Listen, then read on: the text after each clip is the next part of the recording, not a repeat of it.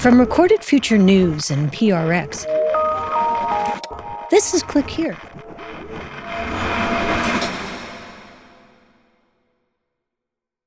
If computer attacks feel different these days, more constant, more relentless, that's not your imagination. Something strange has happened in the world of hacking. You might think of a hacker as a dude in his basement chugging Mountain Dew, but hackers have gone corporate. Legal departments, middle managers, even HR. From recorded future news and PRX, this is Click Here, a show about the people making and breaking our digital world. I'm Dina Temple-Raston.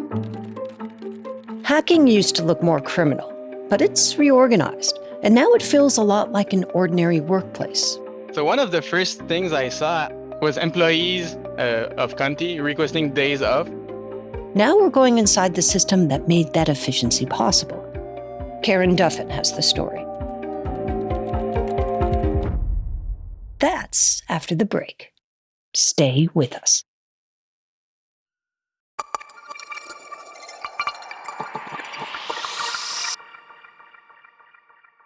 I'm Karen Duffin, and you're listening to Click Here. In the depths of the pandemic, you will remember these days. Lockdowns, packed hospitals, the whole world felt like it was on shaky ground. Deep in the midst of that, this happened. Right now at noon, we are learning about a credible cyber threat targeting healthcare systems all across. Now we have Russian criminal hackers from Moscow and St. Petersburg freezing the computer systems at our hospitals. In order to demand millions of dollars in ransom payments. Dozens of hospitals hit by ransomware and other cyber attacks. Systems went offline, hospitals had to divert patients, critical care was delayed, and most of these attacks were done by a single group, a Russian-speaking cyber gang called Conti. Over the next couple of years, Conti would become one of the most prolific cyber gangs in the world, attacking more U.S. institutions, collecting more ransom money. Cyber attacks from Russia targeting the nation's financial sector, power grids, and water systems. The largest regulated wastewater facility in the U.S. was the victim of a cyber attack. Taking over a local hospital system, putting the records and sensitive information of millions at risk. And in the aftermath, people started to ask, how could one group pull off something this coordinated? It felt like a question nearly impossible to answer because, these are people whose entire livelihood depends on staying in the shadows. And they probably would have stayed hidden, except that they poked the bear and got outed and gave us an incredibly rare look at how these kinds of cyber gangs work. 2 years after those hospital attacks, an entirely different kind of attack took place. Breaking news right now, Russia has attacked Ukraine, marking the start of a new war in Eastern Europe. And after the invasion, Conti publicly pledged loyalty to Moscow. They vowed to retaliate against anyone who attacked Russia. This might sound innocuous to we who do not hack for hire, but it was actually a huge breach of hacker protocol. Hackers who are financially motivated, they mostly stay out of politics. It's just bad for business, especially in a situation like this. Because Conti was a Russian-speaking gang, and Russian is, of course, spoken in many countries, including Ukraine. So it was perhaps inevitable that shortly after that loyalty pledge, an ex-account whose bio we frankly cannot say on public radio, suffice it to say they were not fans of Russia, that account posted this. Greetings. Here is a friendly heads up. The Conti gang has lost its The post also included a link, and then it closed with this promise. We promise it is very interesting. And, well, it was very interesting. If you clicked on that link, you got access to more than a year's worth of Conti's internal chat logs. All of Conti's processes, people, work culture, all of their secrets laid bare. This was essentially the nerd equivalent of getting all the behind-the-scenes footage of your favorite Real Housewives show. So all over the world, I can only imagine, rival hackers, researchers, academics clicked on that link, settled in with some coffee, and began scrolling through these logs. And one of those people was a hacker who goes by the name Discordian. He's loosely affiliated with the Anonymous Hacker Collective. Well, of course, you're looking at a gold mine there, right? Because you have this ransomware group that does black hat stuff, like illegal hacking stuff for the purpose of stealing money from others. And now you see the internal operations. And the first thing people learned was kind of embarrassing for Conti. The dumb part of this is the way they did it, in an unencrypted manner. Meaning Conti's chat logs were all unencrypted. That's unthinkable, right? Because a lot of their identities will be revealed through these leaks. A lot of the way they do their operations is going to be exposed. Over in Canada, Emilio Gonzalez concurred with Discordian's analysis. Not just the lack of encryption, but the code overall. I have a computer science background, so I know how to program, and this is not like how can I say it respectfully? World-class code. Emilio works in IT defending financial networks. And these leaked chats caused such a stir, Emilio turned scrolling them into a sort of hobby. I have a day job, so I only do it on during lunch and the evening, but a lot of hours on that, and I'm not even close to done to having seen everything.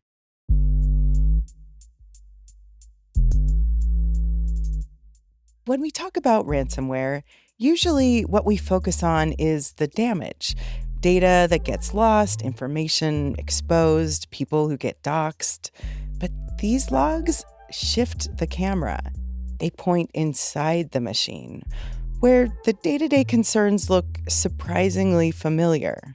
And the more Emilio scrolled, the more he noticed that these hackers who'd pulled off such nefarious heists were having surprisingly mundane internal problems. That's when we come back. Stay with us.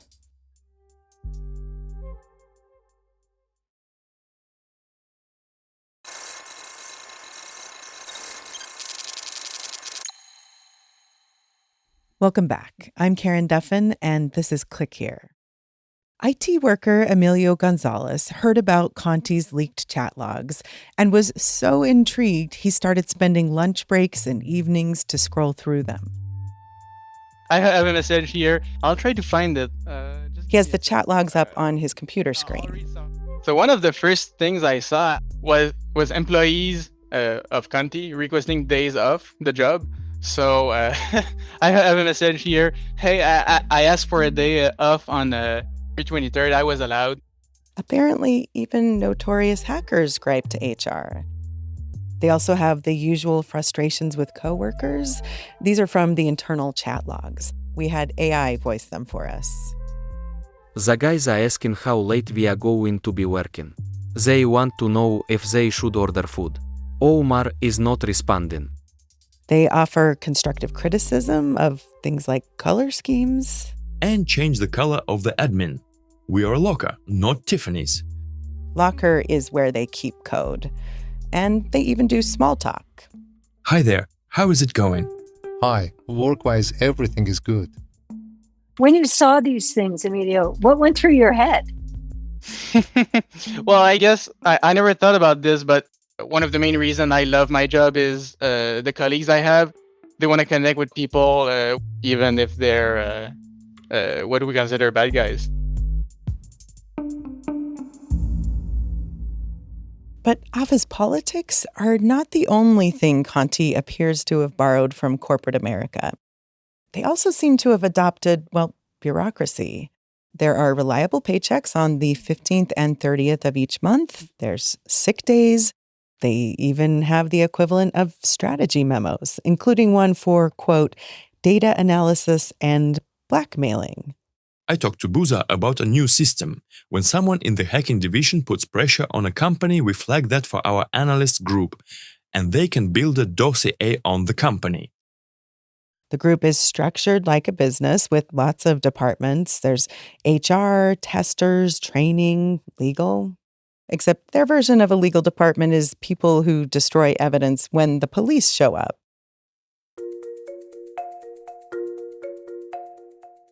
And all of this corporate-like structure is what kept people like John Fokker glued to these logs. He leads cyber investigations at a company called Trellix. I called this like the Panama Papers of ransomware because I think there's a case study to be done for many years. And he's been intrigued by Conti for years. They're actually a favorite target of his. They are in my top 5, yes. And reading through these chats, what struck John was not just the internal organization, but what they were doing externally. Something that was previously off limits in ransomware. We could see very interesting conversations that they talk about, nicknames that we've seen before in other ransomware groups. He saw names of people from rival ransomware gangs inside Conti's logs. In other words, Conti appeared to have built a network of ransomware gangs, brokered partnerships between them. Not isolated crews, but shared infrastructure, overlapping identities, and cooperation between groups that were supposed to be rivals. And this was stunning to John, because ransomware groups used to do the entire operation themselves. But as things got professionalized, each group started to specialize and then partner. So you see that there's partnerships being formed and that there will be adjacent services that are essential in that cybercrime kill chain in order to get the best or create the most victims. Creating the most victims. That is why this insight matters. Partnering means they can victimize more people more easily and faster. The logs also revealed that Conti had one other thing going for them. For a long time, people suspected that the group had ties to the upper echelons in Russia, and these chats seemed to confirm it. They showed Conti doing hacking jobs, it appears, on behalf of the FSB, or Russia's FBI. For example, they appeared to be digging for dirt on Putin's biggest rival, Alexei Navalny, before he was killed in 2024. And what really stood out was the conversation that took place, that they said, like, okay, this is very interesting information. We need to save this. And they literally said, okay, save this as look for stuff that's related to Navalny. Alexei Navalny was Vladimir Putin's most prominent critic. He survived a poisoning in 2020. And after that, he investigated who tried to kill him. He got a member of the security service on the phone, someone who didn't know he was talking to Navalny. And the security guy actually confesses to the poisoning over the phone while Navalny was recording.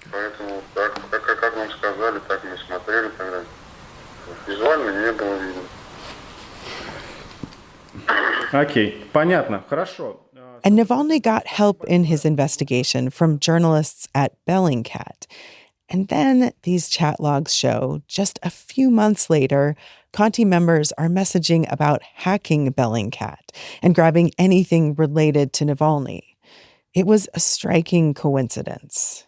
They literally said, okay, save this as look for stuff that's related to Navalny and save it in a folder, Navalny FSB.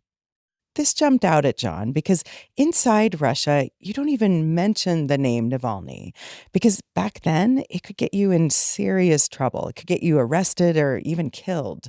So if hackers were actively talking about Navalny and even going after him, it was probably a directive from on high. So this basically confirms a lot of what we've always been suspecting. Obviously, we don't know if they were actually guided by a state, but it could indicate, like, okay, looking at this, there might have been a relationship. It could have been their get out of jail free card. That relationship comes in really handy when your company's mission statement is not to, say, make great cars, but to commit great crimes. Helping out the top dogs in Russia, publicly pledging their loyalty, Conti's leadership likely did that for a reason. Call it business insurance. Then we might have a safe harbor where we can still reside. And the chance that we're going to be arrested by, for instance, the US government or any other Western government is going to be slim.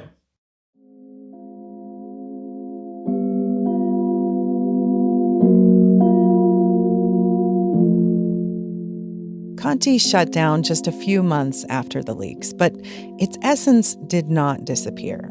And in the corporate world, companies often don't really die. They spin off, they rebrand, they migrate talent.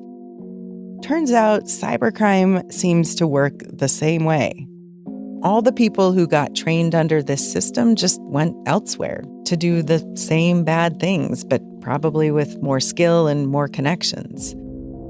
And maybe this is the answer to how Conti pulled off so many significant hacks and why we're seeing more coordinated and larger scale attacks overall. Conti was one of the most productive ransomware operations, not because it reinvented cybercrime, but because it industrialized it.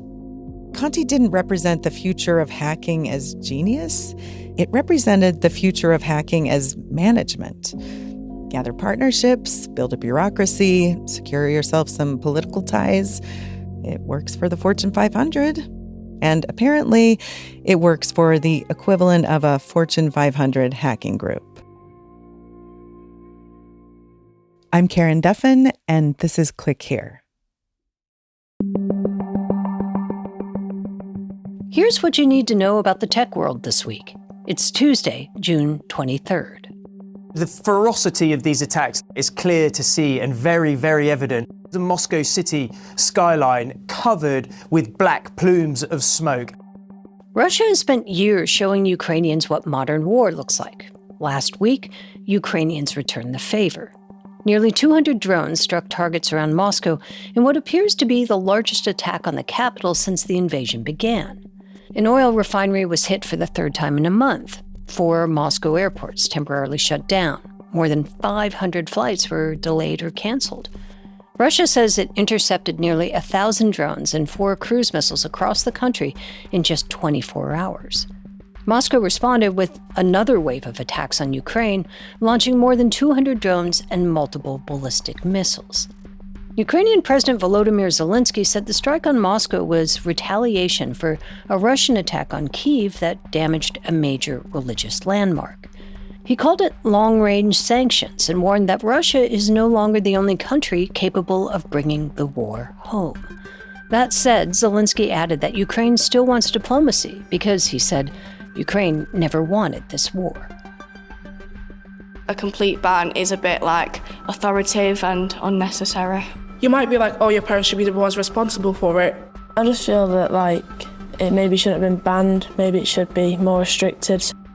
For years, social media companies have argued that they can keep children safe online. Now the UK is preparing to test a different idea. What if children weren't allowed in the first place? Leaders there are backing a proposal that would ban anyone under 16 from platforms like TikTok, Instagram, Snapchat, YouTube, Facebook, and X. The reasons are familiar: cyberbullying, predators, algorithms designed to keep young users scrolling. But the proposal goes beyond social media. Lawmakers are also considering restrictions on AI chatbots, live streaming platforms, and private messaging between children and strangers in online games. Supporters say the internet has become too powerful to leave entirely up to parents. Critics say the plan raises difficult questions, like how do you prove someone's age online? Will young people simply find ways around the rules? And when governments decide who gets access to digital spaces, where does that authority stop? The proposal is expected to reach Parliament later this year, and if approved, it could take effect in 2027. We cannot allow AI just to be used to benefit the very richest people in the world. It has got to be used to benefit all of us. As artificial intelligence creates new fortunes, a political question is starting to emerge. Who should own the future? Senator Bernie Sanders has introduced legislation that would do something the U.S. has never tried before: impose a one-time 50% tax on the country's largest AI companies. Paid not in cash, but in stock. Those shares would be placed into a public investment fund that Sanders says could eventually be worth trillions of dollars. The idea is simple. If AI is built on public research, public infrastructure, and public data, the public should share in their rewards. Supporters see it as a way to spread the wealth created by a handful of powerful companies. Critics say it would discourage innovation and be nearly impossible to implement. Either way, the proposal reflects a growing debate that goes beyond regulation, not just how AI should be governed, but who should benefit from it. Telegram is taking the Indian government to court. It comes after India banned the messaging app over medical exam fraud. Every year, more than 2 million students compete for a place in India's medical schools. For many families, a single exam can change the course of a life, which is why allegations of cheating have become such a big deal. Authorities say answers to this year's National Medical Entrance Exam, known as NEET, were leaked through Telegram channels before students took the test. The government responded by temporarily banning the messaging platform and canceling those exam results. The test had to be rescheduled. Officials say Telegram failed to remove channels openly advertising leaked exam papers. Telegram founder Pavel Durov says the ban is a mistake. Civil liberties groups argue that shutting down a platform won't solve the underlying problem because online leaks have a way of moving. Remove one channel, shut down an app, and the information finds somewhere else to go. It's not the first time the NEET exam has been caught up in allegations of fraud, and it probably won't be the last.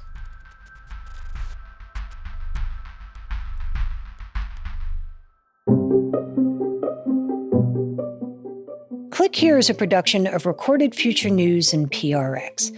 Today's show was written and produced by Megan Dietrich, Sean Powers, Erica Gutta, Zach Hirsch, and Maya Fawaz. It was edited by Karen Duffin and Sarah Quevedo and fact-checked by Darren Ankrum. Original music is by Ben Livingston with additional music from Blue Dot Sessions. Our staff writer is Lucas Riley, our illustrator is Megan Goff, and our sound designers and engineers are Jake Cook and Jesse Neiswanger. I'm Dina Tumble-Raston, and thanks for listening.